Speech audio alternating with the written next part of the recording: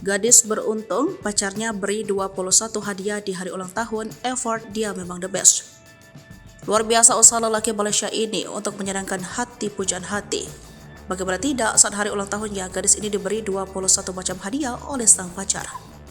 Lewat video TikTok, pria yang akrab disapa Eki itu membagikan momen dirinya bersiap memberikan kejutan kepada kekasihnya di hari ulang tahunnya.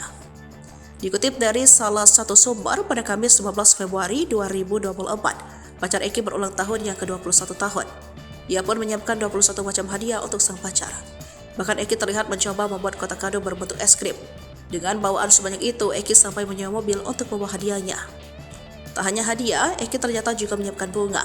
Dan halnya dengan kado yang ditata di bagasi, Eki menaruh bunga di samping mobil karena ingin memberikan secara langsung.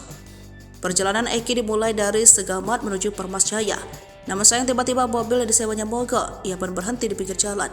1 jam kemudian staf pemilik datang untuk menukar mobil. Alhamdulillah stafnya baik, ujar Eki. Lebih lanjut bercerita, Eki akhirnya sampai dengan selamat di tempat tujuan. Ia pun mengejutkan sang kekasih. Setelah memberikan hadiah, keduanya menghabiskan waktu bersama. Mereka juga sempat makan bersama sepulangnya. Postingan Eki pun ramai dikomentari netizen. Banyak yang memuji keseriusan Eki. Usahanya benar-benar maksimal dan terbaik.